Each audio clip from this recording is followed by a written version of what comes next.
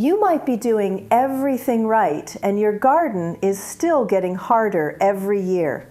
Not because of what you planted, but because of what you keep repeating. Most gardens don't suddenly fail. They slowly become harder to manage. At first, it's just small things. Replanting more often, fixing small problems, adjusting things that don't seem quite right. And over time, those small actions start to repeat until the garden feels like constant work. But not all plants create that pattern. Some plants don't need to be restarted. They don't need constant correction. Once they settle in, they continue on their own. And over time, they reduce the amount of work you need to do, not by doing more, but by removing what keeps repeating. Plant 1. Asparagus. Asparagus often feels like a bad decision in the beginning. In the first year, you barely get anything from it. Even in the second year, the results are still limited. Compared to fast-growing vegetables, it can feel like wasted space. That's why many gardeners give up too early. But what you see above the soil is not the full picture, because most of the work is happening underground. Asparagus is building a deep, permanent root system, and that takes time. Once that system is established, everything changes. You no longer need to replant it every season. It simply comes back from the same place, year after year. And over time, that removes one of the most repeated tasks in gardening. But the mistake is expecting quick results. When you treat it like a short-term crop, you end up doing more work than necessary. This plant only works if you think in the long term. Plant 2. Rhubarb. Rhubarb doesn't look impressive at first. It grows slowly, and it doesn't produce as much as other crops early on. Compared to fast-growing vegetables, it can feel like it's not worth the space. That's why many gardeners don't prioritize it. But that first impression is misleading, because rhubarb is not built for speed, it is built for consistency. Once it settles into the soil, it returns from the same place every year. You don't need to replant it, you don't need to keep adjusting it, and over time, that removes a lot of repeated work. What makes it different is not how fast it grows, but how stable it becomes. The mistake is treating it like a seasonal plant. When you expect quick results, you end up interfering too much. But this is a long-term plant. It works best when you let it stay in place and stabilize. Plant 3. Egyptian walking onion. Most plants rely on you to continue their cycle. You plant them, you harvest them, and then you start again next season.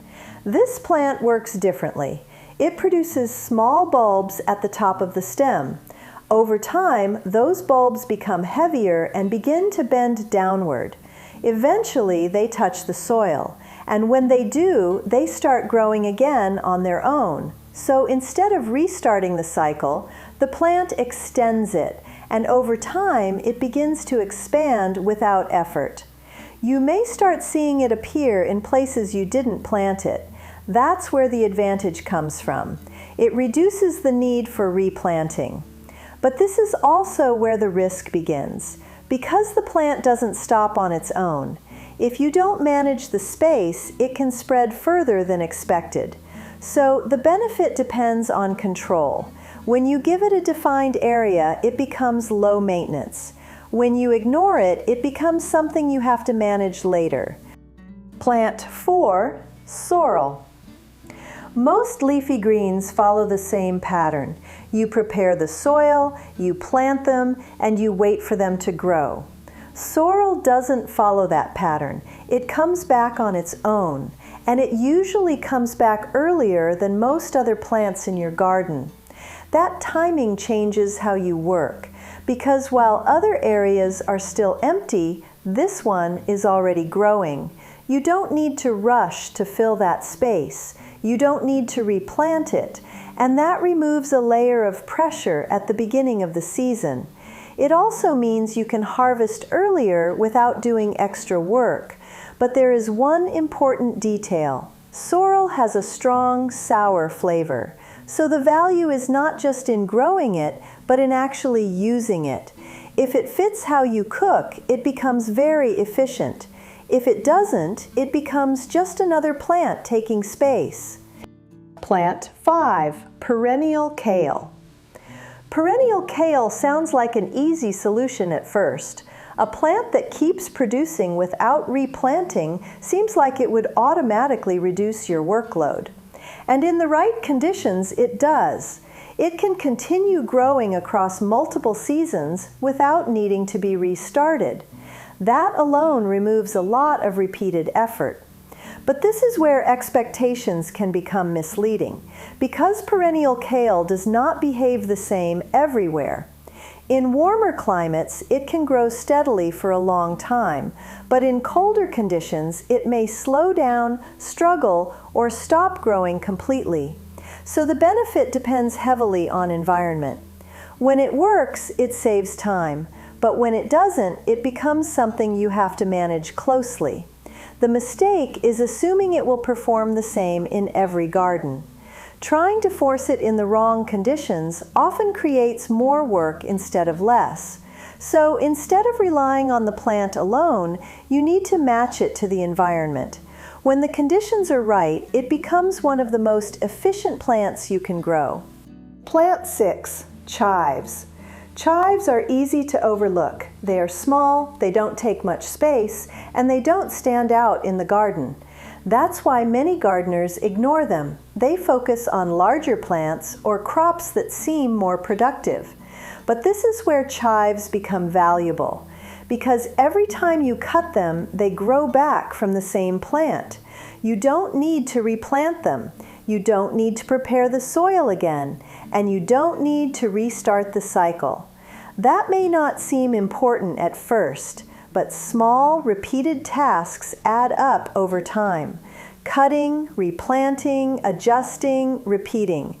Chives remove that pattern. They stay in place and they keep producing. The mistake is ignoring simple plants like this, because in a long-term garden, consistency matters more than size. And plants like this quietly reduce work over time. Plant 7, mint. Mint is often recommended as one of the easiest plants to grow, and in many ways that's true. It grows quickly, it spreads easily, and it fills empty space without much effort. At first, that feels like an advantage because it reduces gaps in your garden and it gives you fast, visible results. But this is where the problem begins, because mint doesn't stop on its own. Once it starts spreading, it keeps going. It moves beyond the space you expected, and it begins to take over nearby areas. Instead of reducing work, it creates more work later. You may find yourself cutting it back, removing it, and trying to control it. So the benefit is not automatic. It only works when you control it from the beginning. A container changes everything. A defined boundary changes everything. When mint is contained, it becomes predictable. And when it's predictable, it becomes useful. But without control, it becomes something you have to manage constantly. So this plant is not about ease, it's about control. Plant 8, lovage. Lovage is not a common plant in most gardens. Many people don't even consider growing it. At first, it doesn't look very different from other leafy herbs, but once it's established, it becomes a long-term plant. It comes back every year without needing to be replanted, and it grows into a large, stable structure. That means fewer gaps in your garden and fewer decisions about what to plant. But there is one important detail. Lovage grows tall and wide, so it needs space. If you place it in the wrong spot, it can crowd other plants. But when placed correctly, it becomes a permanent part of the garden, and over time, it reduces both effort and planning.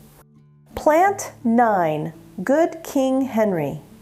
Good King Henry is rarely talked about today, but it has been used in gardens for a long time.